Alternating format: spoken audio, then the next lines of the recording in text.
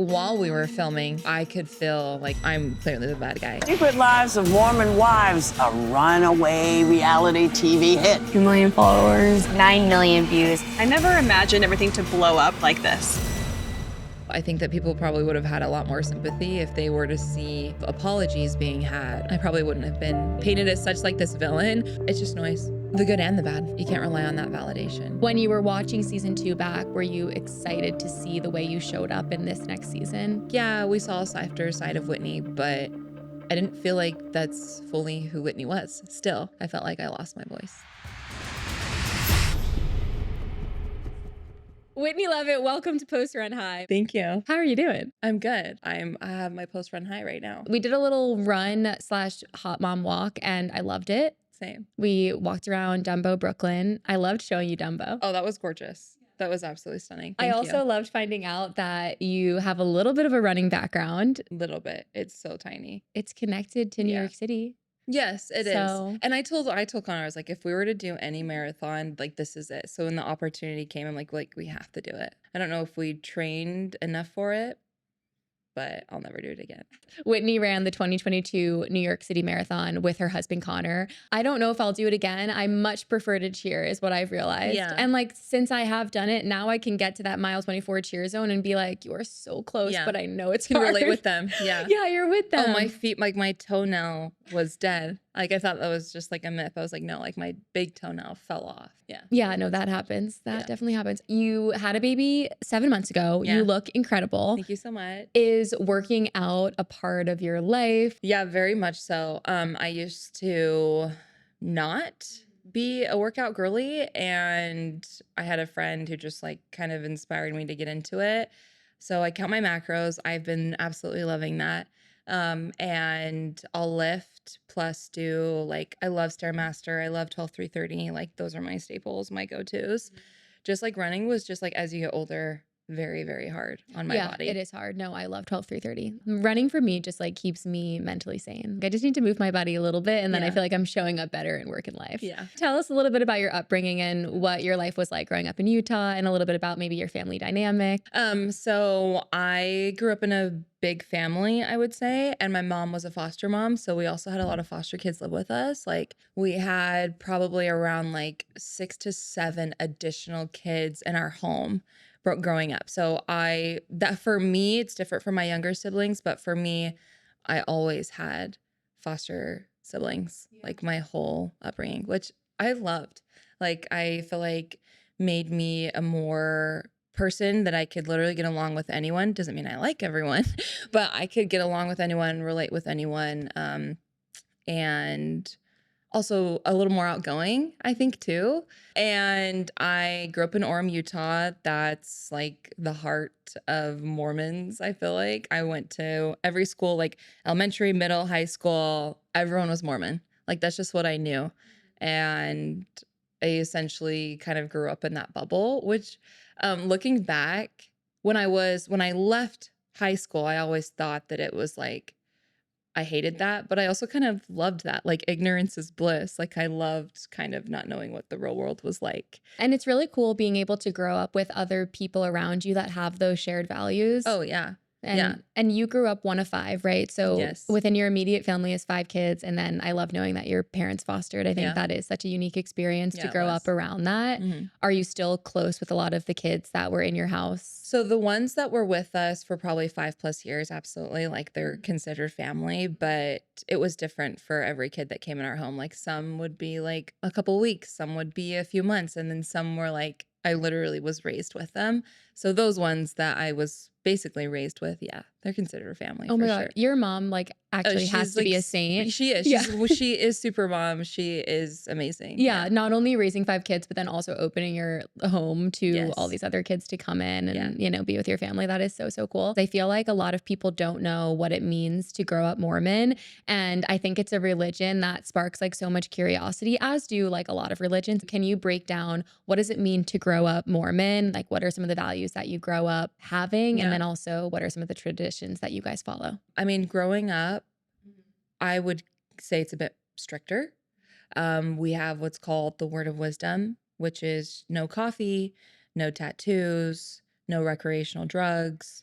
no alcohol, and just like going to church. I went to church every Sunday, dressing modestly. I would just say those are things that I think you learn in almost every religion, but growing up, I felt was a lot stricter than separating myself from that environment and learning about other people. It's like, well, yeah, but like we'd go to church maybe like once every 6 months or something. I'm like, no, like it was every Sunday. And even with that, I was going to like girls' camps and I was involved in the Mormon community. Like it was my life. If you guys are enjoying this episode, please do us a quick favor and hit that like button and subscribe to our channel. It helps more people discover these conversations and it helps us continue bringing on amazing guests.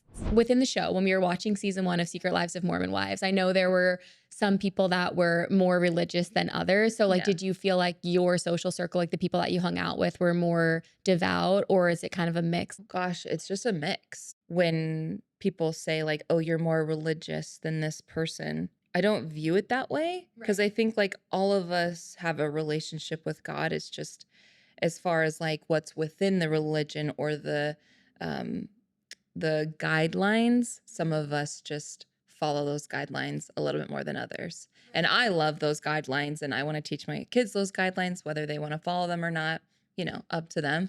Yeah, like I don't drink alcohol, like, and I love that. I tried it once and I thought it was disgusting. I'm like, I don't get it. And I don't drink coffee, but that one I just think is like whatever. I also have tasted it and I didn't really like it, but I mean, I love my caffeine. I think that as far as being religious, I think all of us have a relationship with God in one way or another, or any higher being or whatever you believe in. But as far as like the guidelines that you live in the Mormon religion, or that you're taught in the Mormon religion, everybody lives it a little differently. What would you say are some things that people maybe get misconstrued on social media about being Mormon? I think that like people think that, which is funny because it's still like kind of true. It's just like the trad wife. Like the woman stays home, does the cooking, the cleaning, raises the children while the man goes out and works. And it's like for my dynamic right now, that's the complete opposite. Like I'm the one going out, making the money, providing for the family, and Connor's at home with the kids. But 2 years ago, it was the other way around. Right. Like we've flip-flopped.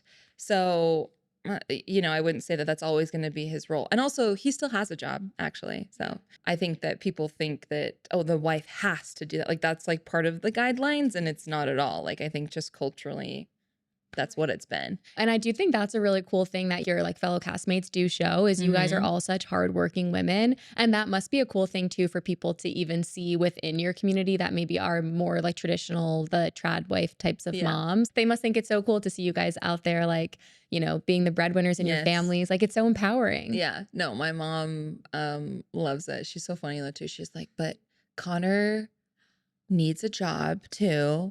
Like, which I understand. Like, I think that being home with the kids, you can lose a sense of yourself. So like having something that still gives you your self identity is really important. I think that's obviously why Connor still has a job. But yeah, my parents are still a little bit more traditional. Yeah, I mean, that's totally fair. Yeah. I mean, dual income, come on. And another part of being Mormon, right, is like having kids young. Is that true? I think it's like, that's not like a guideline. Again, in the culture, I think it just happens. I mean, we talk about marriage. I mean, I learned about marriage when I was like in elementary school. Like it was just what was the next step into your life once you graduated high school. It's like, okay, I'm looking for someone to marry, which is crazy thinking. In Mormon culture, I'm considered someone who was married like older, but I don't even feel like I was that old. I was 24 when I got married, which I'm like, that is so young. But yeah, like my friends, 19, 20, 21, it's like past 21, it's like, oh, you're old. Which is just so crazy to me. But yeah, definitely in Utah, it's like if you pass that threshold of 21, it's like, oh, she's old. So you went from high school to BYU, which is where you met Connor.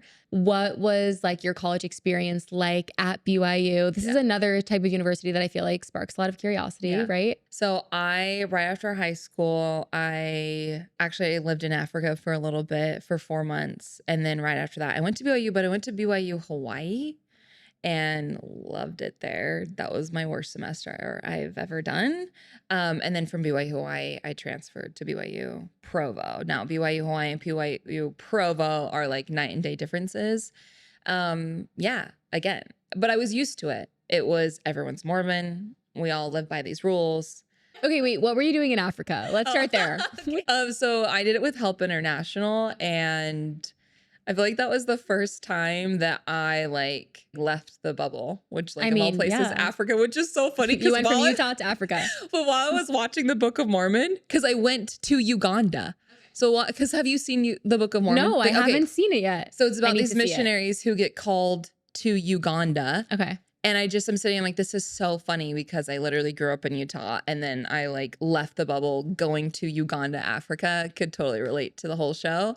But just like even the people I did it with, not everyone was Mormon. And I was like, wait, like, it's just was so crazy to me to think that I thought that just everyone was Mormon. Like, it's beyond me to look back and think that, but that's really what I thought. Yeah. And it was very eye-opening and I loved it. Anyways, I was there doing humanitarian work and I absolutely loved it. And I missed a step. So after BYU Hawaii, I went on a mission and then I went to BYU Provo. Okay. And on my mission, I was in Atlanta, Georgia. So the trip to Africa wasn't technically a mission, but it was still like doing... It was humanitarian work, yeah. So and it's like the volunteer trips that you can do there. Yes. Those are really cool. Oh, I loved it. And then while you were at BYU, what were you studying? Like, what was the plan to do post-college? I was studying dance. Okay. Oh my God, that makes so much sense because you're such a good dancer. Thank you. Yeah, I grew up dancing my whole life. It's my outlet. I feel the most like me when I dance. That's my high. That's my running high. Is when I dance. I did everything, but at BYU, it's definitely more modern and like contemporary. So you were a dance major. Did you plan on like graduating and being like a dance teacher? Like, what were you thinking post-college? Honestly, I thought I was gonna be a rockette. Okay. Like that was the goal for me at the time. Because again, I've always loved the entertainment industry and I've always wanted to get in acting, and I just like didn't know the steps to get to that point because it is such a competitive industry. Like I didn't even know how to find like an agent. Like nobody like talks about those things. It's really hard. And like mine just kind of happened naturally through social media. But I did dance with a professional company in Utah for a little bit after graduating. And then I got married and had a baby. And that's like kind of when I lost a sense of myself. And then I learned about TikTok. I like it, but not a lot. I don't like it. You did not. You learned this Shrek dance?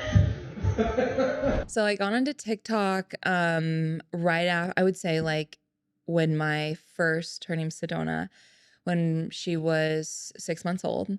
And yeah, I think just people got a kick out of me being a mom and like shaking my ass on this platform. Yeah, like I feel like I remember the early days of you being on TikTok and your fun dance videos with Connor. And like I always loved also your like pregnancy videos when you were just like having just having a good time. Yeah, just having a good time. Yeah, as much as it I think is an outlet for other moms who are at home like watching, it was an outlet for me. So I was creating these TikToks online and there were these 3 women. Their names are Taylor, Miranda, and Camille. Camille is not a member on the show, but those 3 women would get together and they were moms. They'd make videos together. And then they started inviting other moms to go and dance in that group. And I would always watch those videos and be like, oh my God, like, when am I going to get the invite? Like, where do I sign up? Because we were mutuals on social media. And then Miranda invited me to one of the get-togethers and it was so much fun. And then we just kept doing that. And then the group kept getting bigger and bigger and bigger. And like, people need to understand that like MomTok wasn't just the cast. There were like 20, 25 of us that would get together and create content. Which I'm like, I don't even know how we would follow that many women in the show. But, and then a whole scandal broke out with Taylor and people were interested in creating a reality show. And here we are today. So the reality show stemmed from the scandal. Drama. Yes. Oh, wow. And who originally came to you guys with the idea of the show? Was it Hulu? It wasn't Hulu. We all had at the time the same management group. And it was funny. We were talking about it and being like, oh, like we always have so much drama in this group. How funny would it be if we had, like, just joking, like how funny would it be if we had a reality show? And so our manager actually pitched it and we didn't have any bites. Nobody was really interested. And then the scandal happened with Taylor. Can you imagine if that would have happened? Like, that would have been insane. But then the scandal happened and then everybody was interested in it. When you guys first got pitched the idea, and I'm sure you were like, wow, we kind of like manifested this. We've been saying it should be a reality show all along. Yeah. But what were your initial reactions? Like, were you guys so excited? What was kind of the emotion? That's all it was. Everyone was so excited. And I mean, you have to understand, like, all of us were already doing social media. We were already sharing our lives and we enjoyed sharing our lives. So it was like, this was just a bigger platform to do that.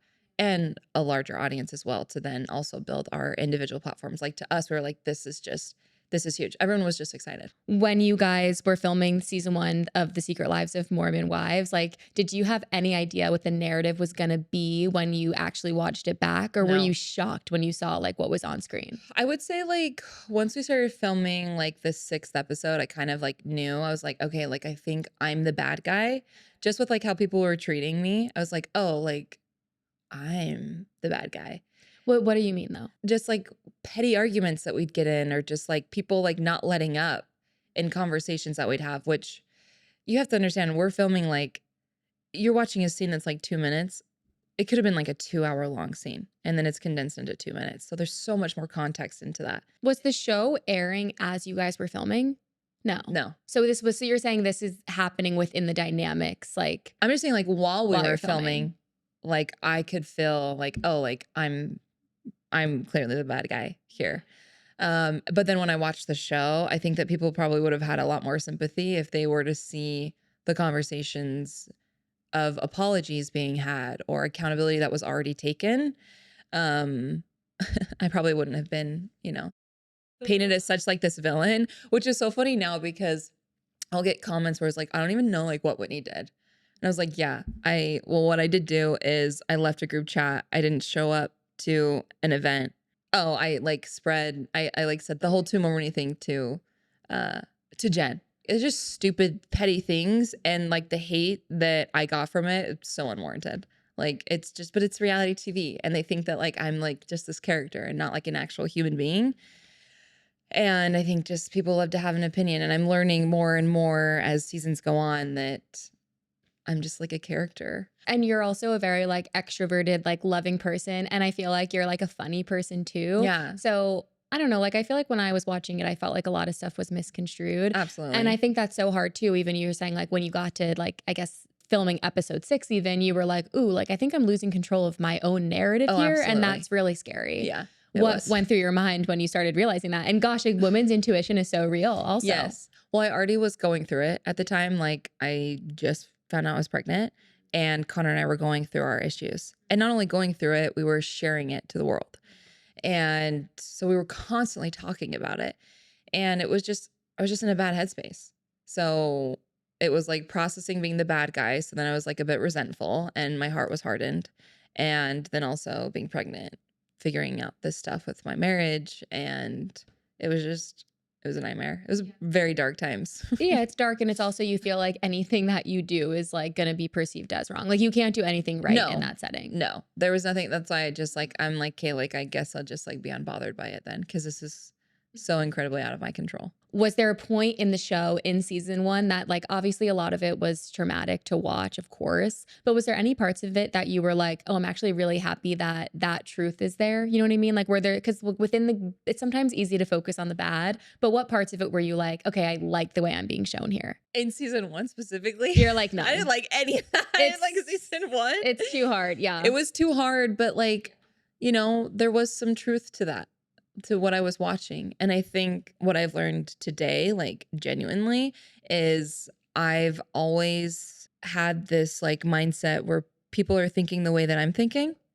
and having the same perspective in a situation. But I'm like slowly learning how to put myself in their shoes and try and gain their perspective, because that's why I look so stubborn in season 1, because I was stubborn. Because I'm just like thinking that everybody should be thinking the way that I'm thinking of all of these stupid petty scenarios. So very humbling for sure. But I feel like, if anything, grateful for that. I feel like when you're watching a reality show, the audience connects with different characters in different Yes. ways. And there's a lot of people that learned alongside you. Yeah. Right? Oh, I hope so. Who, when you were watching it back, was like your ride or die? When negative stuff happens, you see who are like your people, who showed up for you at your lowest. Oh, like in MomTok? Mm-hmm. Connor, Yeah. my husband. Yeah. Like, Connor's the type of guy where you could tell him literally anything and everything, and there'd be no shame. Absolutely no shame. And I needed that because I'm like, oh my gosh, like, I want revenge. Like, I'm just like so angry, and just like letting me like have those thoughts and like not like responding in a way where I'm not feeling shame. I definitely needed at the time, and he still is. He's still my ride or die. In a way, it's kind of like you guys were going through a hard time in your relationship during season 1, and then you went through watching the show and like going through so much probably like mentally on your own, and then I'm sure it just made your relationship so much stronger. Oh, it did. And I think, you know, you have to make that choice whether first of all, marriage is so hard, and then bringing kids into it makes it even harder. And then being the villain on a reality show, yes, makes exactly, it even harder. Yeah, and then also sharing your story and then allowing it like all these opinions. And I'd love to say that I don't read those opinions, but I do. Like, yeah, it sucks. But something that I love that my therapist told me, like while we were going through that, is you just have to make the choice. Do you want to make it work, or do you not? And there's no right or wrong answer. And I was so happy that somebody had even asked me that, because in Mormon culture, in the Mormon religion, it's like divorce is so looked down upon. Like, because when I did hear all of that whole scandal that was going on with him, I would just immediately was like, oh, well, like, we'll figure it out. Like, I didn't even have, that was just like the Mormon brain in me, where it's like, I didn't even sit down and think like, oh, I actually do have a choice. I could leave if I wanted to. So it was refreshing, like hearing somebody sit down and be like, which I needed to hear, because I think if I were to just do it because it was expected of me, our relationship wouldn't be where it is today. I really need to sit down and be like, hey, do I want to make this work, or is it time to leave? I mean, I also grew up in like a family where it's like, yeah, like if something goes wrong in a marriage, like the first outlet is you make it work, you know, or like Absolutely. you figure out the ways to like heal before even thinking about divorce. Yeah. Sometimes divorce is probably maybe what that relationship needs. Whether you like it or not, you're going to have trials in your marriage. And then when you bring kids in the mix, and how you're going to discipline them, and how you want to raise them, like that's just expected. Those are things that are going to happen. And it's just, you have to communicate with your partner, make sure you're on the same page. And that's an everyday thing. You have to choose it every day. What would you say you learned about social media from going through what you went through online and in the show? Oh gosh. It's just noise. It's just noise. The good and the bad. Like, you can't rely on that. You can't rely on that validation of people being like, oh my God, I love you so much. Or, oh my God, I hate you. You're the worst. Like, it's just noise. Listen to the people who actually know you. That's where it counts. Yeah. Here we go, satellite radio, y'all get hit with the boom, boom.